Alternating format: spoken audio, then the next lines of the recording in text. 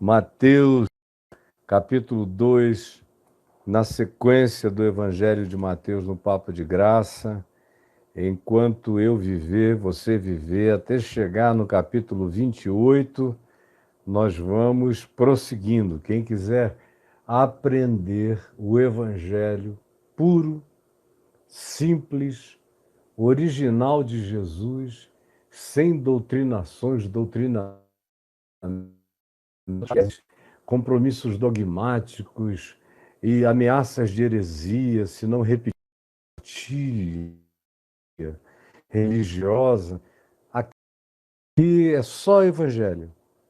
É só o que você lê e entende contextos, entendendo o que se queria dizer no primeiro século, quando isso aqui foi dito e escrito. Qual era o sentido para aqueles que foram os destinatários originais desses evangelhos? É isso que importa. Se você não se perguntar como é que esse pessoal, para quem o evangelho foi originalmente destinado, leu e entendeu essas coisas, quais os códigos culturais, os códigos religiosos, os códigos até anedóticos que havia, quais as parábolas, quais as ilustrações, quais os arquétipos, imagens que a população do primeiro século usava, dela se servia. Se você não entender o contexto também político, denominacional, cada denominação era um partido político. Toda doutrinação em Israel tinha uma desembocadura e uma conclusão política. Cada um desses grupos, fariseus, saduceus, herodianos, essênios, zelotas, sicários, saduceus, todos eles tinham, junto com a sua profissão de fé religiosa, uma ideologia e uma conclusão e um objetivo político-ideológico. Então a gente lê aquilo ali na ignorância absoluta da história, não sabe nem quais são as peculiaridades, as particularidades, quais são as grandes provocações. Porque o Evangelho está cheio de grandes provocações, imensas provocações, que a pessoa, com ignorância dos fatos, da história, e também aqueles que foram ensinados a ler a Bíblia e o Novo Testamento em caixinhas de promessas, ou abrir, botar o dedo e ler do texto no máximo, ou no versículo do dia. Passa o dia repetindo aquele versículo para ver se compreende alguma coisa e no fim não entendeu nada. E daqui a 50 anos continua sem entender nada. Porque nem a leitura escorreita de carreira ensinam a fazer. Se lessem português e lessem como se lê qualquer outro livro que você pegue para ler, você começa a ler aqui do início, vai lendo. Se o livro tiver começo, meio e fim, é assim que você lê. Você não abre um livro todo dia e diz, eu vou ler aqui. Primeiro lugar, Aldrávia, Escola Estadual. A alvorada destaca a beleza da cavalhada. O que será que Deus quis falar aqui? Aí passa o dia inteiro meditando numa Bíblia, que é um livro selado para a maioria das pessoas. É por isso que faz o que quer da Bíblia. Faz o que quer. Porque o cara tira ali, enquanto o mestre fazia os entalhes do retábulo da direita, ela o fez o da esquerda. E trabalhando com os brancos, ouvia conversas sobre libertação, alforria, e começou a esconder pequenos pedacinhos de folhas de ouro dos douramentos em uma cova perto da igreja. Vamos supor que fosse um versículo bíblico. O cara ia parar aqui, iria ficar, o que será que Deus está me falando? Meu Deus, eu tenho que optar pela direita ou pela esquerda? Aí ele já interpreta com esse olhar ideológico dele. Isso tá, eu tenho que fazer alguma coisa. O meu tesouro deve estar perto da igreja, eu preciso me aproximar da igreja. Eu recebi uma palavra de Deus. Aí ele vai e conta essa história já com a elaboração, a imaginação dele. Aí depois, num outro lugar, ele já diz que isso foi um sonho, que foi uma profecia, foi uma palavra que recebeu. Aí isso vira um dogma para a vida dele e é só uma idiotice. Só uma idiotice. Como a maioria das pessoas faz aqui na Bíblia. E na sequência a gente evita idiotice. Por mais simples que seja a mera leitura, já é um golpe no processo idiótico no qual nós fomos colocados na leitura e na busca de compreensão da Bíblia e da Escritura e do Novo Testamento e dos Evangelhos em particular. Então vai entrando aí, vai colocando sua marquinha no like, e se você não é inscrito no canal, se inscreva e aperte o sininho. Mas faça isso o quanto antes, vá participando. Não adianta me perguntar nada, porque eu não tenho tempo para pensar, ler e ainda ficar vendo quais são os seus comentários paralelos. Né? Mera perda de tempo se a sua intenção for falar comigo. E se for para falar com os outros, é distração, porque deixa o cara prestar atenção.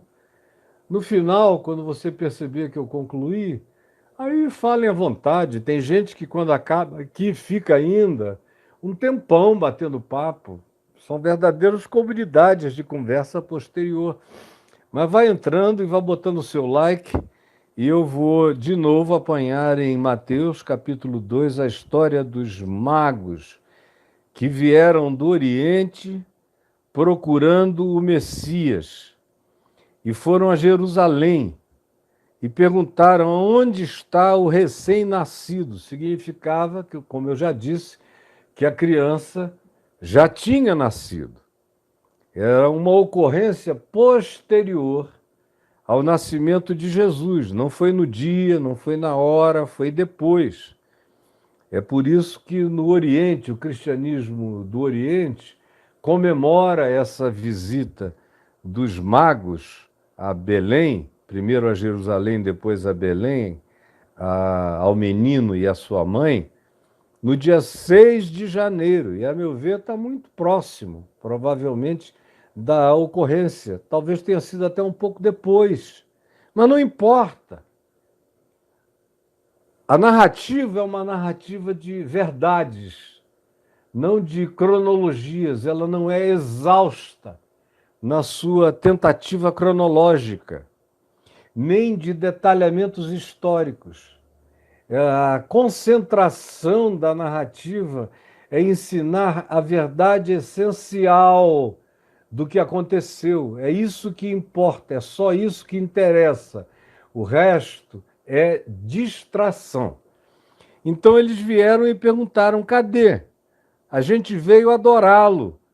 Aí, quando a população de Jerusalém ouviu isso, se alarmou. Eram 35 mil pessoas que moravam na cidade amuralhada. Imaginem, uma população pequena num lugar denso, a conversa era só essa. Tem uns caras que vieram de longe, riquíssimos, adorar o recém-nascido rei dos judeus. Aí é óbvio que o serviço de informação, a ABIN, de Herodes o Grande, contou a história no palácio. Na mesma hora, Herodes mandou chamar aquela comitiva que tinha vindo ou do Iêmen e da Pérsia, ou da fronteira do Iraque, antiga Mesopotâmia, daquelas localidades tinham vindo. Todos esses três eram astrônomos, astrólogos. Era essa a ciência mais evoluída daquela época, era isso que eles se dedicavam. Eram os pesquisadores da NASA do Oriente, essas pessoas que estavam pesquisando os céus, querendo entender sinais, linguagens, conhecimentos universais, eram pessoas dessa natureza que o Evangelho descreve. E quando eles vieram, e Herodes mandou chamar os escribas, os acadêmicos, os hermeneutas, os exegetas, os teólogos, as autoridades religiosas, reuniu todo mundo no palácio. Falou: olha, esses homens estão procurando o recém-nascido rei dos judeus. Tem alguma profecia que diz onde esse cara vai nascer? Porque se tem, eu quero saber onde é. Porque eu quero ir lá também adorar, fazer caramuru, caramuru, dar beijinho e cheirar o pé da criancinha. Herodes, aquele monstro que é recuperado no Apocalipse como aquela besta, aquele dragão que quer comer a mulher e o filho que ela dera à luz, os quais tiveram que se refugiar no deserto, que é uma alusão tomando José, Maria e o menino e a perseguição de Herodes, que veio logo a seguir, e o exílio no Egito.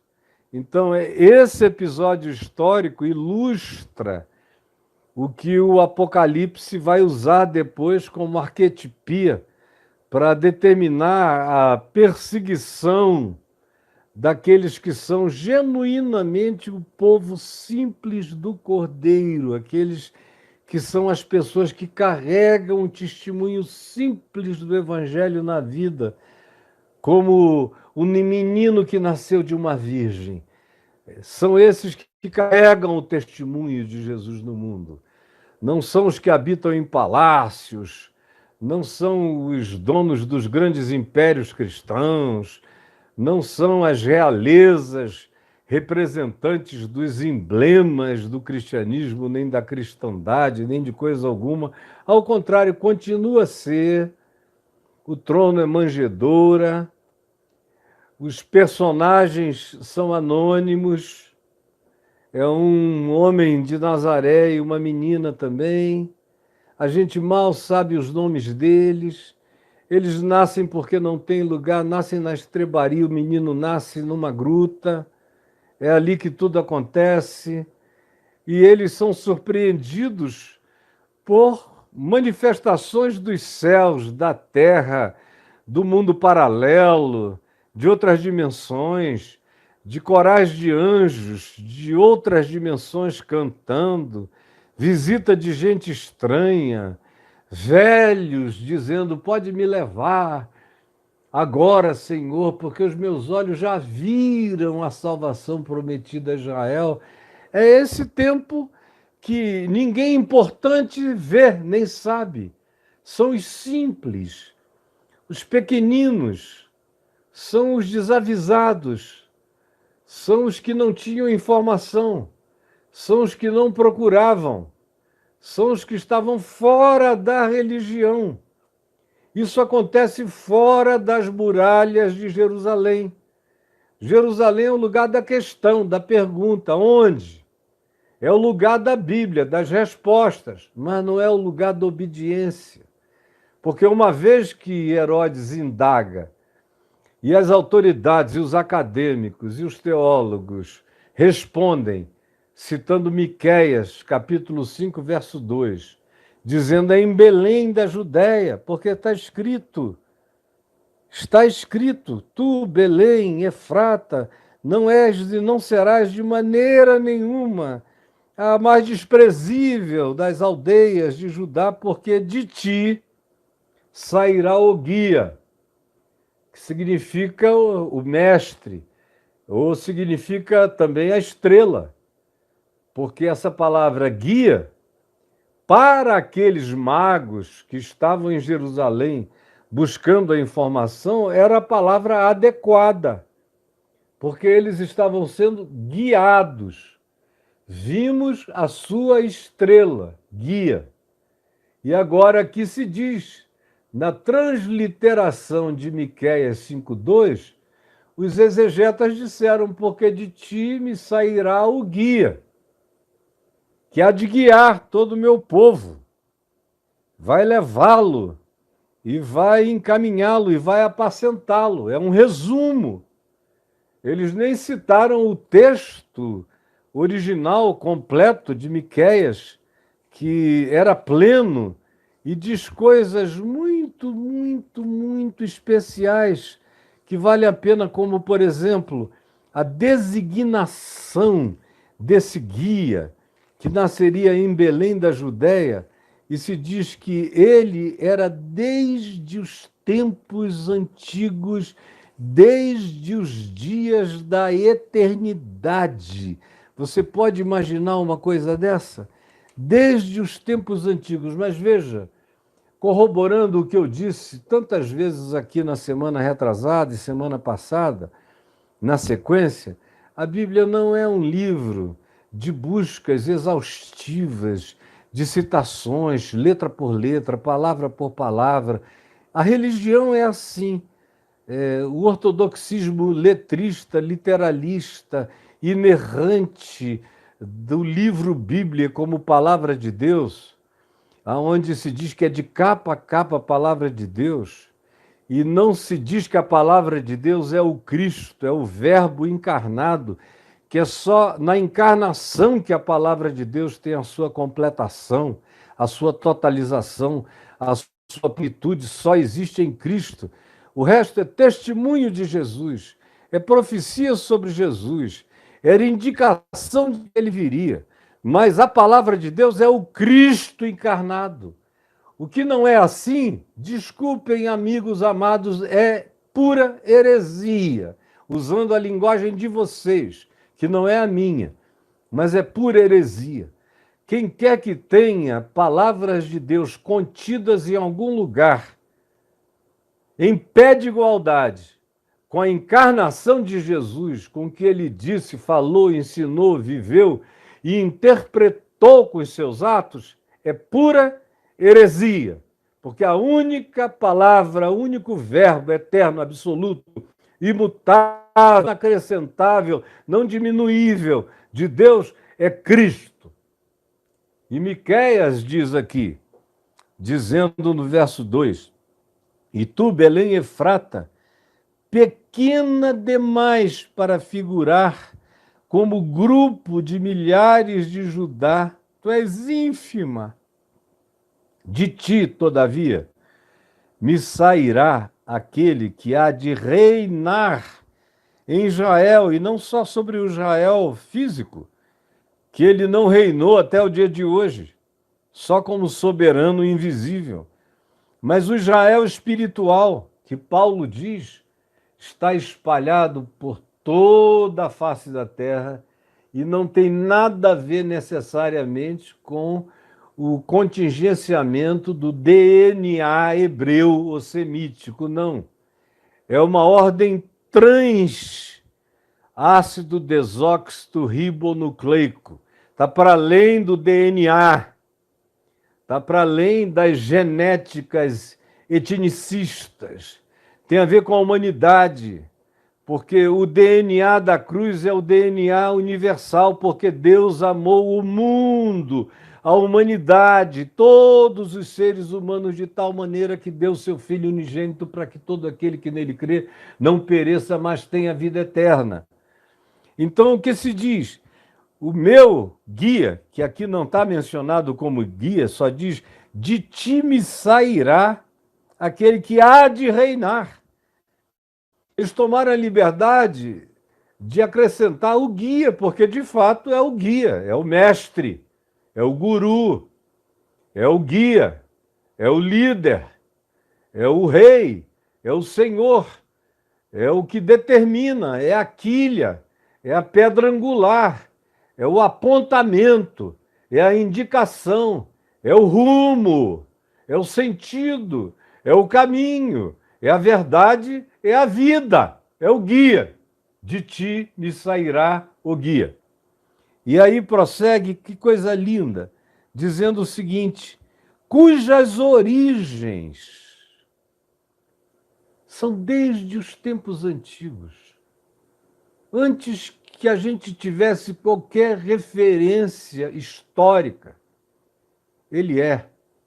Antes, como diz o livro do Apocalipse, Pedro repete, Paulo repete, antes que houvesse mundo, antes que houvesse criação, ele é. Nele foram criadas todas as coisas, nele tudo existe, nele tudo subsiste.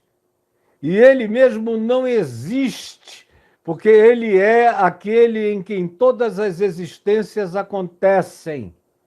Mas ele mesmo não é palpável em lugar nenhum, nunca foi visto e nem será. Os olhos que o vissem seriam do tamanho dele, seriam da qualidade dele. Só há um que o viu e que o vê. E é aquele que é nele. E que Paulo chama de o primogênito de toda a criação. Que é aquele em quem e com ele todas as coisas foram criadas. Também chamado de o Verbo, o Logos de Deus.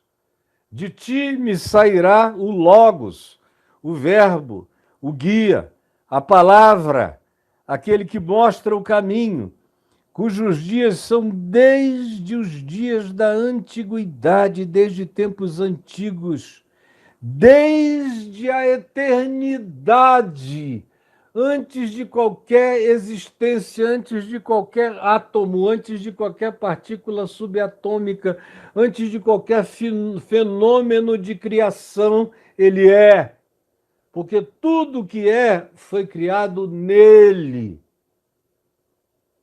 É essa palavra que os rabinos e os técnicos, os biblicistas de Israel conheciam muito bem, mas ninguém se levantava para praticar. Aí eles deram a informação e voltaram para casa. Os magos, no entanto, fizeram a caravana, moveram-na até Belém, 5 quilômetros adiante, chegaram lá e o objeto que os guiava, e que era, obviamente, não uma estrela e nenhum cometa fica parado, esperando o capricho das decisões dos guiados. Um cometa passa. Por isso a gente usa a expressão dizendo o brilho dele foi como de um cometa, ou seja, brilhou, mas foi passageiro, não ficou. Mas esse aqui parava, seguia. É algo que o Novo Testamento não tinha condições de interpretar. Ele só interpreta a impressão visual que os magos tiveram. Vimos a sua estrela. É algo tão particular, tão peculiar, tão singular, que não é uma das estrelas universais que a gente conhece muito bem. É uma estrela fora de todas as constelações. Ela é completamente alienígena em relação ao mapa astral, ao mapa celestial, ao mapa astronômico, ao mapa que eles todos estudaram e todas as culturas antigas do planeta tinham com precisão mais do que os computadores conseguem imaginar que alguém conseguiria fazer há 5, 8, 10, 12, 20, 50 mil anos atrás. Hoje em dia já se vê alinhamentos de construções de 50 mil anos de idade, com todos os solstícios, com todas as perfeições, porque esse pessoal conhecia os céus. E é esse pessoal que diz: nós vimos a sua estrela, era particular, era algo único, singular, era algo que tinha uma inteligência que conduzia, e parava, e seguia, deixava eles aprenderem no caminho e prosseguia.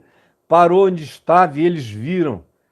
E depois eles foram advertidos em sonho.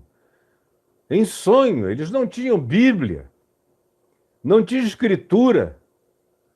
Provavelmente não soubessem quem era Abraão, quem era Moisés, quem era quase ninguém. Eles sabiam de Israel. Muito certamente eles soubessem de Salomão, que era a figura israelita mais universal de todas até então, pela sua sabedoria. E depois, quando ele se corrompeu, não só pela sua riqueza, não só pelos seus haréns incomparáveis de mulheres, mas também pelas suas bruxarias. Porque a gente aprende tanto na Bíblia, quanto nos textos paralelos dos judeus, que Salomão se tornou um grande bruxo feiticeiro, que veio a se desconverter da sua bruxaria e das muitas magias negras que ele aprendeu com a multidão dos povos e com as mulheres que ele adorava no seu culto sexual, a eroticidade e a variedade feminina e vaginal e de tudo o que ele queria. Kama Sutra, para ele, era uma brincadeira de jardim da infância. Para Salomão, essa era a figura judaica mais conhecida na Terra, no mundo inteiro. E eles imaginavam, e eles tiveram a intuição, os magos, de que aquilo que não existia no céu e que estava andando na direção de Israel e que eles tiveram a certeza de que anunciava o nascimento de um rei. Quando aquele objeto entrou nas fronteiras de Israel, lá no norte, ali pelo Líbano, pela Síria, dependendo de onde eles vieram, ou pela Arábia Saudita, quando entraram nos termos de Israel, em Dan, na nascente do Jordão, eles disseram: é em Israel esse negócio. Deve ser o rei dos judeus. Porque para um episódio dessa singularidade, com esse nível de inteligência de guia nos levando, está sobre as nossas cabeças, nos conduzindo com essa paciência toda, é porque tem um rei sublime, supremo, nascendo na terra, um rei supremo na terra, e só pode ser em Israel.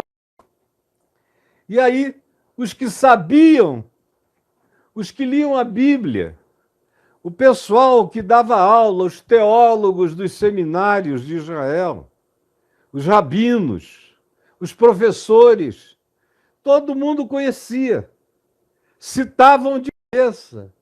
Miqueias falou, e citavam, resumiam, e voltavam para casa, para dormir. Agora, esses caras que tinham andado já meses no desconforto, no lombo de jumentos, armaram a tenda na mesma hora, empacotaram tudo e seguiram para Belém, até que chegaram e acharam o que procuravam. Eles, vendo a estrela, alegraram-se com grande e intenso júbilo. Sabe lá o que é isso? Esses caras gritaram no meio da noite quando a estrela voltou. Parou. Olhou para eles. Aquela estrela viva, guiada, guiante, e eles pularam com grande e intenso júbilo. Era um episódio de natureza alienígena. E vendo eles, se alegraram. Olha aqui. E ela os guiou até aquele lugar, parou em cima da casa. E eles entraram, viram e adoraram e lhes trouxeram os presentes. E foram advertidos por Deus. Um Deus que fala sem precisar de Bíblia, que fala apesar da Bíblia, que fala contra os mestres da Bíblia, que fala e só os que obedecem são os que nada sabem, mas que já carregavam uma intuição obediente no coração, de modo que a palavra bíblica foi só uma corroboração, só uma validação, foi só um ajuste do GPS deles. Mas o coração deles sabia o rumo, sabia o caminho, sabia quem era, sabia que era o rei dos reis. Eles precisavam de um ajuste do GPS, só isso. E isso eles tinham com os sábios de Israel, sem os sábios de Israel, eles chegariam lá de qualquer modo. Eles passaram por Jerusalém não para receberem uma instrução, mas para trazerem um juízo. Preste atenção nisso.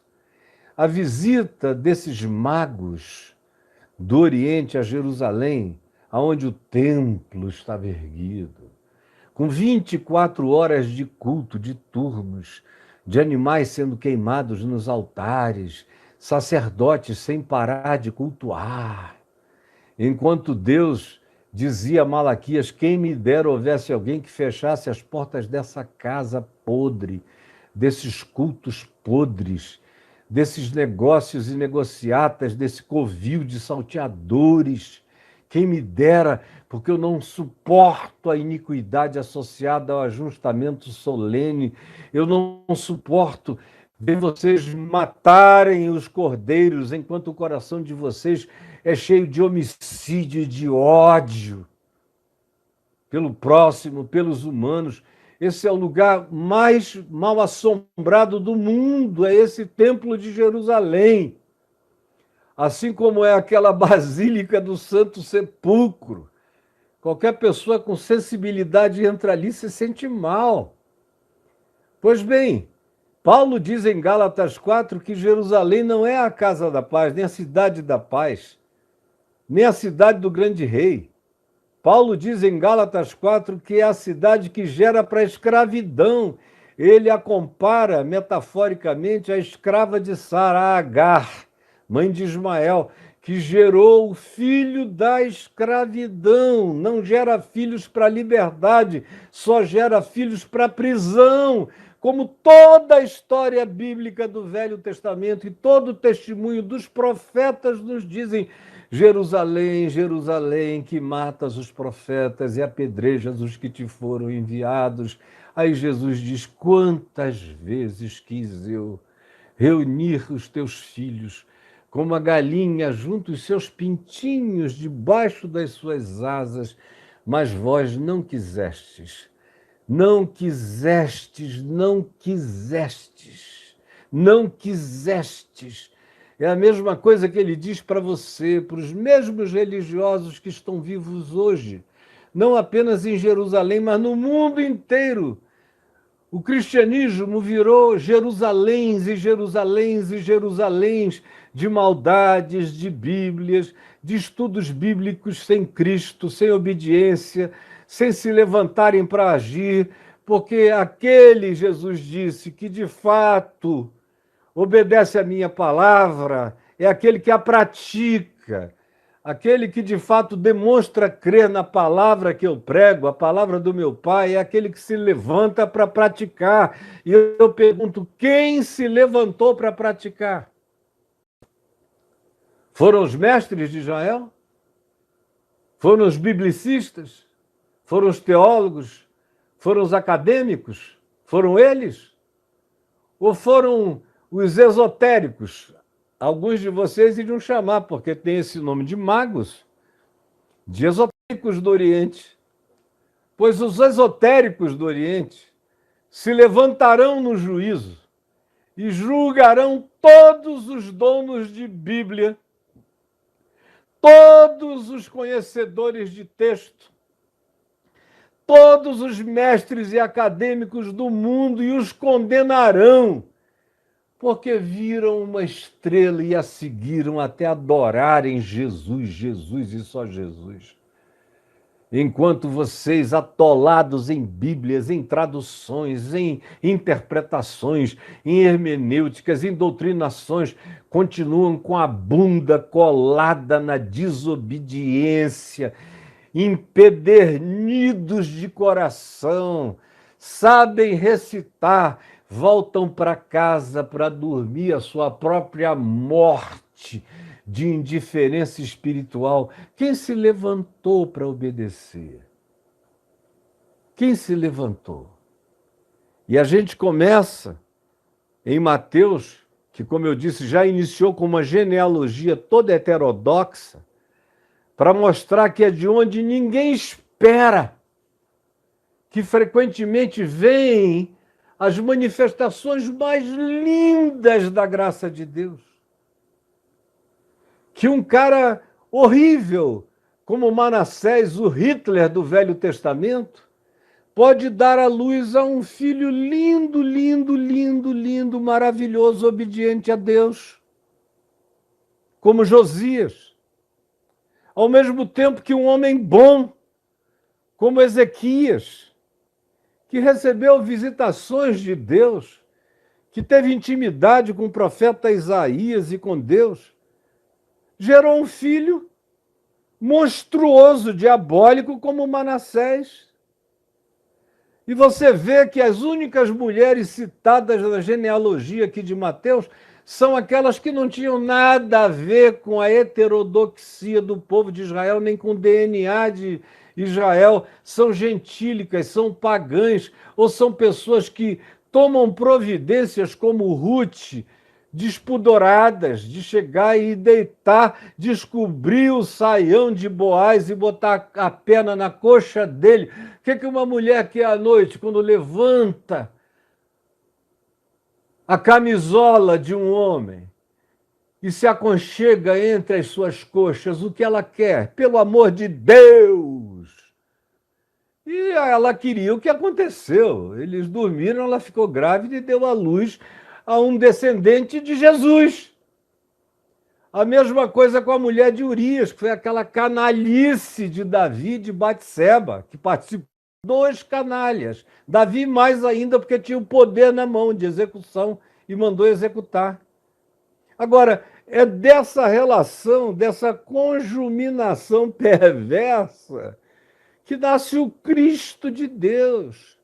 E aqui é dos não teólogos, é dos esotéricos orientais que têm a maior disposição de seguir e obedecer, de chegarem ao lugar da adoração, sem complexismos, sem doutrinação, sem catequese, só acolheram uma verdade simples no coração, algo dessa natureza, eles disseram. A gente conhece tudo sobre os céus, mas isso aqui é diferente. Isso aqui é inteligente. Isso aqui tem vontade própria. Isso aqui está nos levando, tem paciência com a gente no caminho. Quando a gente se põe a andar, ele nos leva adiante. E aonde parar, a gente vai ficar, porque esse é o lugar. E foi exatamente o que aconteceu. A primeira manifestação de obediência a Deus, depois da de Maria, dizendo: eis aqui a tua serva, faze em mim conforme a tua vontade, porque na minha humildade tu me contemplaste e me concedeste a graça de ser a mãe do meu Salvador. Fora Maria e José, que em obediência, em sonhos, acolheu a Maria, sua esposa. A obediência que vem, a terceira manifestação de obediência, vem dos magos do Oriente, de esotéricos astrônomos e astrólogos, com um coração muito mais disposto a obedecer o que quer que eles conseguissem saber sobre Jesus, sobre o Rei nascente das alturas. Qualquer notícia era o mundo inteiro para eles de novidade a ser abraçada. Eles quase não tinham nada, mas o que eles tinham era o tudo que eles acolhiam. Foi, de fato, a minha tese de ordenação ao Ministério Presbiteriano em janeiro de 1977. Eu comecei o meu ministério em 73, mas eu escrevi a minha tese de ordenação ao Ministério Presbiteriano em janeiro de 75. E, portanto, quando eu estava fazendo, ainda tinha 19 anos, eu vinha fazer 20 anos no dia 15 de março daquele ano de 75. Então, eu era só um garoto de 19 anos escrevendo uma tese complexa que habita as convicções do meu coração praticamente desde a minha infância. Quem me acompanha aqui sabe que eu nunca fui diferente desde pequeno. Eu sempre vi a graça de Deus espalhada no mundo. Quem se levanta para obedecer são os que não tinham Bíblia para carregar. São os que não tinham nem Bíblia para decorar, mas tinham uma disposição intrínseca para a obediência, para se colocar a caminho, para não brigar contra as evidências. Eram pessoas que tinham sensibilidade para ver os sinais. Eles não tinham nem texto escrito, não tinham a insistência dos profetas, ensinando, repetindo, ensinando, advertindo, não. Olharam, viram, disse, é inusitado, vamos. E chegaram. Porque Deus é livre. Porque Deus fala com quem quer, aonde quer, como quer, sem precisar de ninguém. Quem foi o apóstolo que foi até a terra dos magos dizer: vão a Israel que vocês vão conhecer o Salvador? Quem foi? Quem foi aquele que teve essa intuição e saiu correndo pelas nações à volta para trazer esse anúncio? Quem foi? Ou sequer o anjo? Que anjo foi? Não. Foi um objeto, sinal, inteligente no céu, que os conduziu para eles. Era mais do que suficiente para o mundo que eles habitavam, aquilo ali. Era um pingo que equivalia a uma escritura inteira. A gente diz numa expressão brasileira que um pingo é letra. Para quem sabe, um pingo é letra. E para esses caras, um pingo era mais do que a escritura inteira. Porque os rabinos de Israel, os sábios, tinham a escritura toda, a Torá, os salmos, as sabedorias, os profetas, sabiam Miqueias de cor, sabiam que era Belém, sabiam tudo, recitavam tudo, repetiam tudo e ninguém se levantava para adorar ninguém, obedecer nada. O único que foi depois a Belém foi com a intenção de matar. Ele mesmo não foi, mas mandou os seus oficiais e a sua guarda matar todas as crianças que tinham nascido de 2 anos para baixo, para não correr o risco de que eles não tivessem, os magos, precisão tão certa do dia e da hora do nascimento. Então, para não haver erro, Herodes mandou matar com uma folga, com uma margem de antecedência muito grande para ninguém escapar. Mas assim como os magos foram advertidos em sonho, olha como os rabinos não ouvem Deus em sonho, ninguém lá ouve Deus em sonhos. Só José, só os magos, só Simeão, o profeta, que carregava aquela intuição de que ele não morreria sem antes ver o Messias nascer, só Ana, a profetisa piedosa, que disse a Maria: esse menino está destinado para levar a ruína de muitos, e uma espada vai atravessar teu coração. Só Isabel, prima de Maria, que quando ouviu a voz de Maria saudando-a lá em Karen, discerniu que Maria estava grávida do Eterno, porque João Batista do ventre dela, um embrião, um nenenzinho de 6 meses, bem formado, pulou, saltou de alegria no ventre dela e ela disse: a criança se estremeceu de alegria no meu ventre quando eu ouvi a voz da sua saudação. Fora esses, quem mais?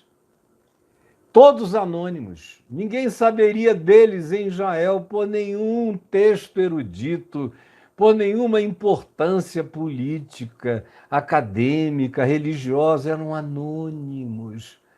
Ele é o Deus dos anônimos, é o Deus dos que não sabem, é o Deus dos que, espalhados pelo mundo, todavia, buscam, procuram, querem saber. como o profeta Isaías disse, e o profeta Oséias repetiu, e o profeta Jeremias redarguiu, afirmando: eu fui achado por aqueles que não buscavam por mim.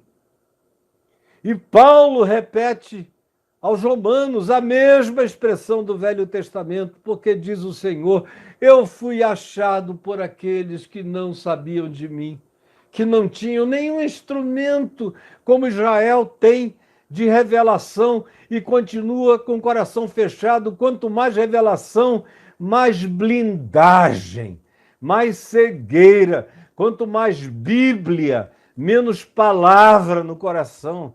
Quanto mais encadernamento da suposta palavra de Deus, menos Deus livre para falar a verdade para os corações sensíveis, porque o cara diz: Deus está aqui na minha Bíblia, e enquanto Deus estiver na sua Bíblia, ele não vai estar no seu coração, porque a própria Bíblia é um livro fechado e selado para você, que nem sabe lê-la, nem quer aprendê-la. Você está feliz com a sua própria ignorância, não quer nenhuma mudança que altere o curso da sua existência medíocre. Não quer. Mas os magos, os esotéricos, os paranormais, tem gente de todo lado procurando, menos os crentes. Os crentes querem falar mal uns dos outros, querem matar, querem dizer onde é que está o perigo. Então, esse cara, esse tal de Caio que está falando aí, esse bicho, como eu já ouvi algumas vezes, é um gênio. Agora, tomem cuidado com o que ele fala, porque vai desencaminhar vocês. Agora, se eu sou um gênio, venha disputar com a minha genialidade. Venha. Venha ver aonde você vai ficar triturado completamente. Porque não adianta dizer que eu sou um gênio, mas que as coisas que eu tenho a dizer são difíceis de compreender, porque Pedro disse a mesma coisa de Paulo. Só não disse que ele era herege, só disse são difíceis de compreender, não é todo mundo que entende Paulo. Agora, os instáveis é que deturpam o que ele diz para a própria corrupção do espírito deles. Nem essa humildade existe entre nós. Mas são aqueles que não procuravam os que acharam. Quem se levantou para ir? Depois, eles não se levantaram apenas para ir e adorar. Eles levaram os seus presentes e os entregaram e consultaram os céus. E aí já não foi um objeto celestial que os levou de volta para casa. Não, ele já tinha agora transcendido o objeto que os trouxe, o guia celestial que os trouxe, já tinha sido transcendido. Depois que você fica na cara de Jesus, as outras coisas ficam transcendidas. A estrela serviu até chegarem a Jesus. Mas uma vez que você chega até Jesus, o teu pretexto para continuar lendo estrelas, estudando estrelas, a menos que seja por razões astronômicas e astrofísicas, termina. Depois que você acha Jesus, você achou a brilhante estrela da manhã, achou o sol da justiça. E aqui eles vêm sendo guiados por esse objeto inteligente até ficarem cara a cara com Jesus, até adorarem Jesus. Quando eles veem Jesus, adoram Jesus, quando eles se tornam parte do evangelho de Jesus, da boa nova de Jesus, da consciência de Jesus, e tomam consciência de Jesus, eles não voltam mais para casa guiada pelo objeto inteligente. Eles são guiados agora em sonho. A subjetividade do Espírito se abre, o Espírito Santo se derrama sobre toda a carne e fala com os magos. Eles continuam sem ser circuncidados, nenhum deles foi batizado, nenhum deles soube de doutrina nenhuma, mas eles sabiam que o rei era Jesus. E essa é a única informação que o mundo precisa ter, é que o centro de todos os significados humanos e universais está em Cristo, que Ele é o Filho do Homem, que Ele é o ápice, que Ele é o ser ômega do projeto de Deus para transformar humanos em Cristos, na nossa cristificação, no desenvolvimento do nosso ser até a nossa completude, até atingirmos, como Paulo diz, a estatura de varão perfeito em Cristo Jesus. É na direção dele, é nos espelhando na face de Cristo, é aprendendo quem é Deus no rosto, nos modos e na face de Jesus. E aí a vida passa a ser não mais olhando para alguma coisa no céu, mas o guia vem para dentro do coração. E aí eles sonharam, e por divina advertência, voltaram por outro caminho. Agora tinha o caminho do Cristo dentro deles, tinha o caminho de Jesus. Agora eles sabiam ir com as próprias pernas, sabiam o que fazer, para onde voltar, o que levar. A alegria que os possuíra nunca mais os deixaria. Estaria com eles para o resto de suas existências. E eles propalaram e divulgaram com os termos que lhes eram possíveis o que eles tinham experimentado, visto. Divulgaram como puderam. E aquilo que eles tinham recebido era luz bastante suficiente para deixar o coração deles nesse estado de incandescência celestial para sempre. Foram guiados em sonho, prevenidos por divina advertência, para fugirem de Herodes, para saberem que o caminho político não é o caminho da graça, é frequentemente o caminho da ameaça, e que a associação com esses seres do poder pode corromper o ser e levar a gente a matar Jesus no nascedouro. Matar Jesus no nascedouro, como milhares de outras gerações de cristãos o fizeram. Voltaram para Herodes, que matou Jesus no nascedouro. Obviamente que é uma frase metafórica, parabólica que eu estou usando, mas que a Bíblia usa. O escritor de Hebreus diz: crucificar a Cristo a segunda vez, matar de novo o Filho de Deus. São repetições.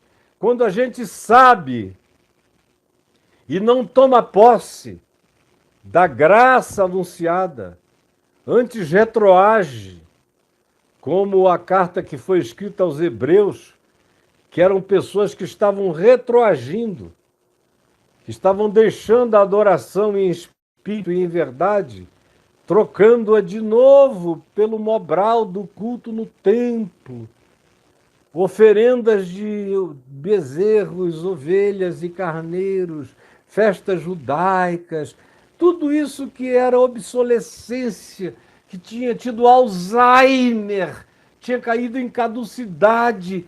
Eles estavam voltando lá para essas bobagens.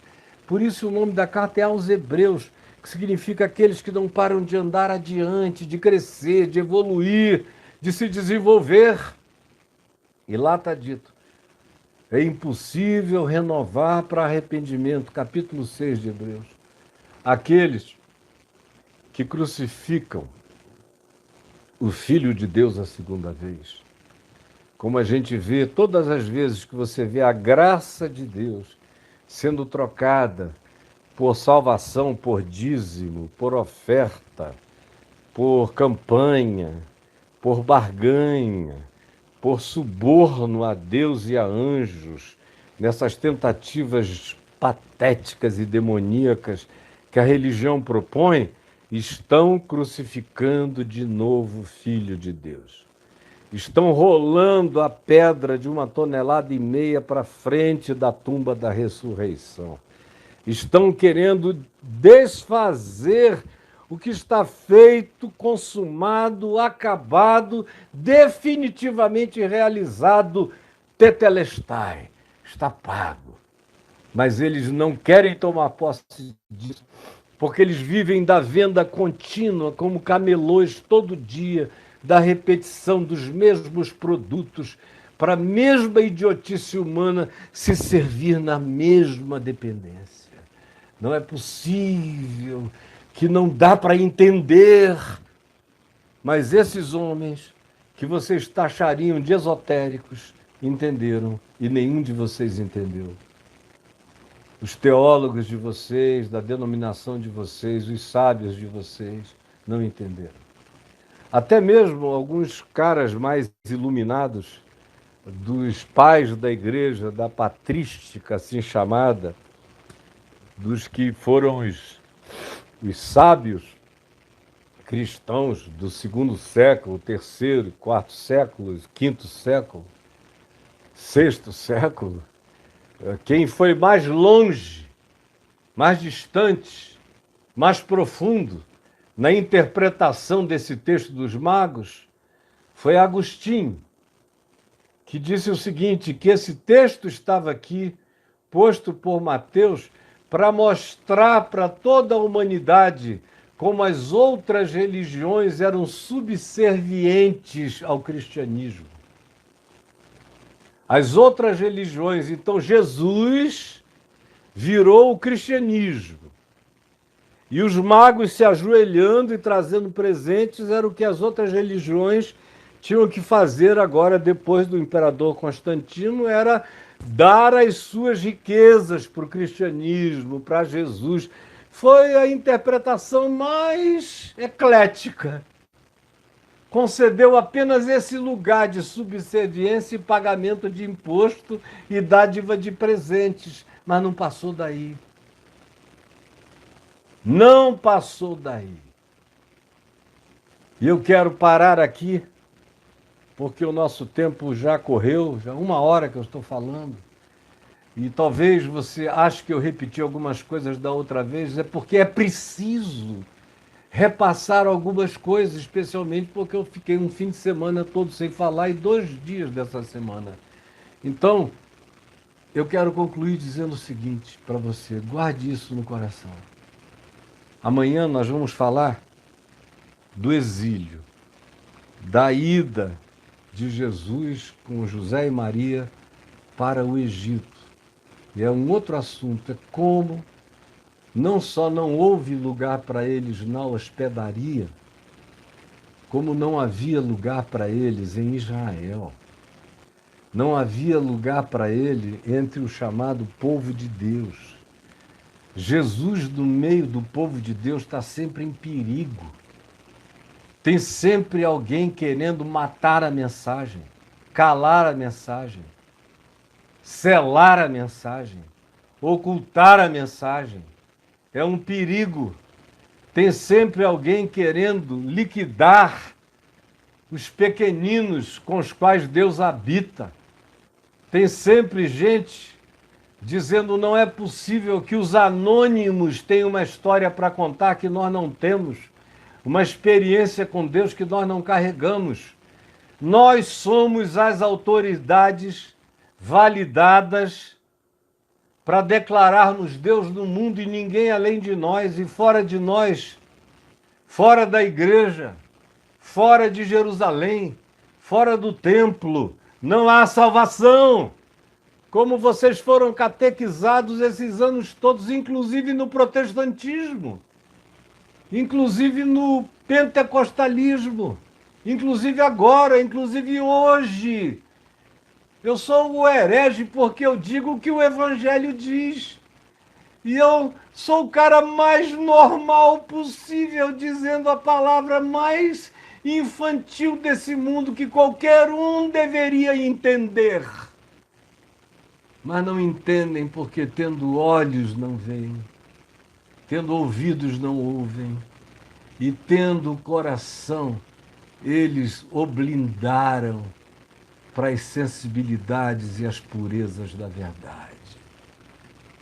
Eu sugiro a você, concluindo esse dia, que você entre em estado de profunda suspeição acerca de você mesmo.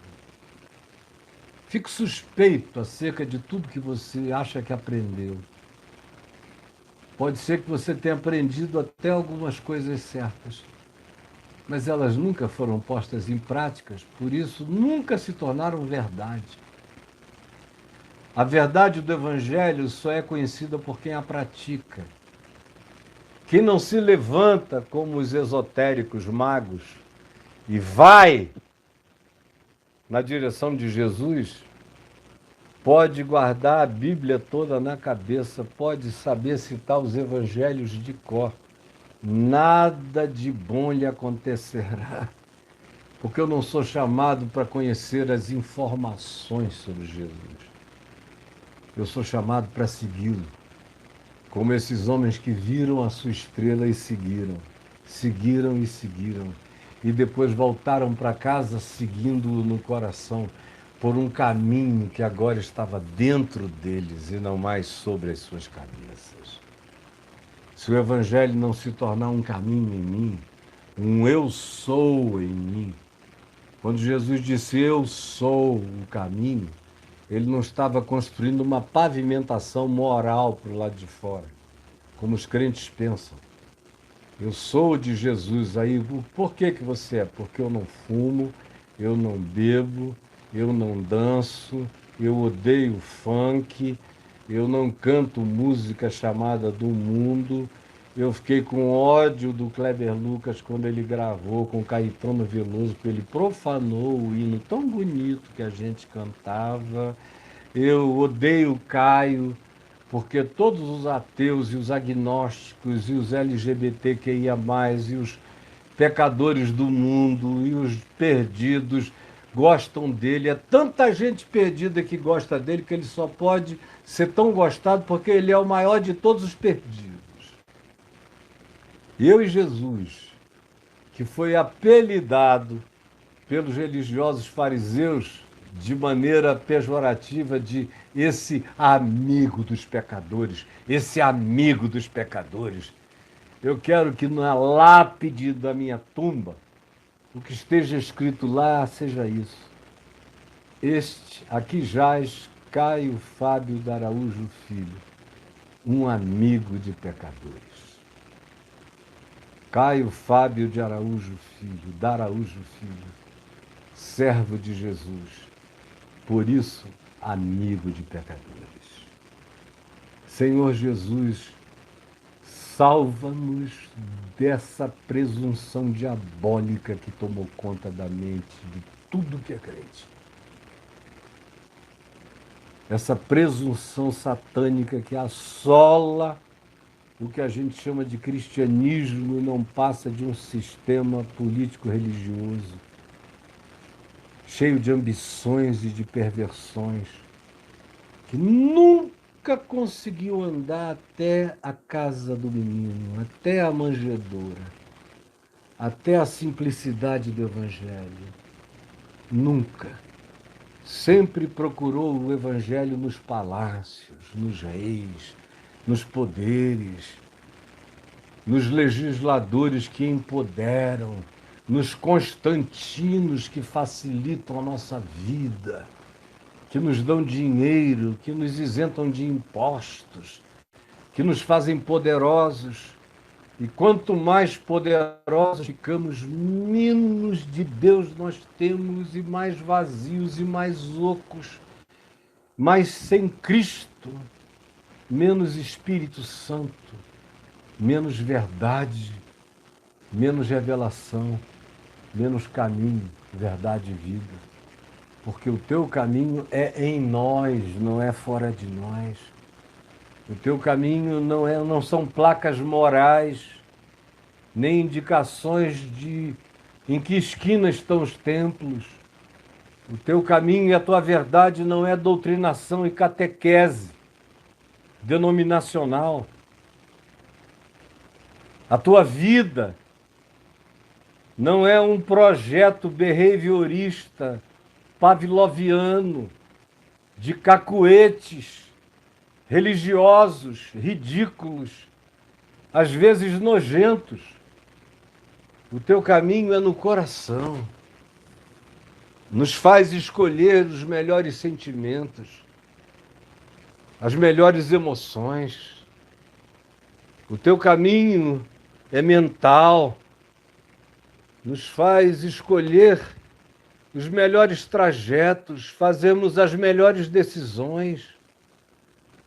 O caminho é sobremodo excelente, porque ele é feito de pavimentação de amor, de alegria, de justiça, de paz, de fidelidade, de lealdade, de longanimidade, de sinceridade e verdade no Espírito Santo.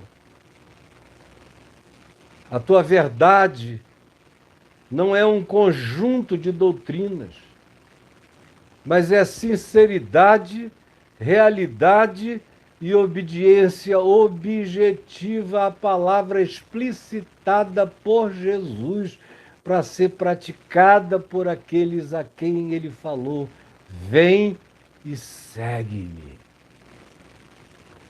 Isso é que produz vida, vida abundante, vida poderosa, vida feliz, vida intensa, vida corajosa, vida desassombrada, vida para a qual o viver é Cristo e o morrer é lucro.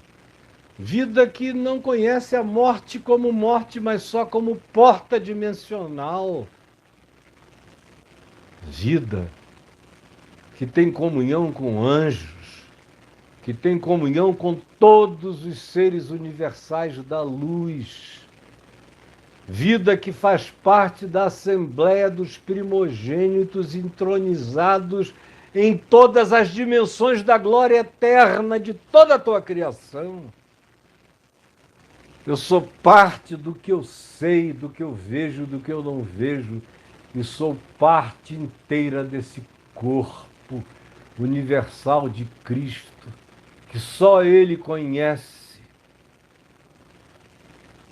E Ele chama pelos nomes as suas próprias ovelhas, e elas, semelhantemente a esses magos do Oriente, lhe reconhecem a voz. E de maneira nenhuma seguirão a voz de Herodes, ou dos escribas, ou dos fariseus, porque eles não reconhecem a voz desses estranhos, eles só reconhecem a voz da verdade no coração deles. Que nós sejamos salvos do cristianismo, para podermos ter um lugar de adoração nessa casinha simples de Jesus, que está entronizado no coração de todos aqueles que simplificaram a própria vida, sabendo que não é nem em Jerusalém, nem em Belém, nem em qualquer lugar que se deve adorar a Deus, mas entra no teu quarto e fala com teu Pai que vem em secreto. Adora o teu Pai em espírito e em verdade, porque Ele te habita e tu és a catedral. Os universos não podem contê-lo.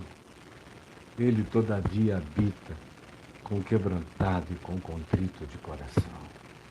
Que essa palavra eterna, que é uma palavra que vem desde os dias da eternidade, alcance um lugar hoje, no tempo e espaço, no coração daqueles que estejam me ouvindo com franqueza e com pureza de alma.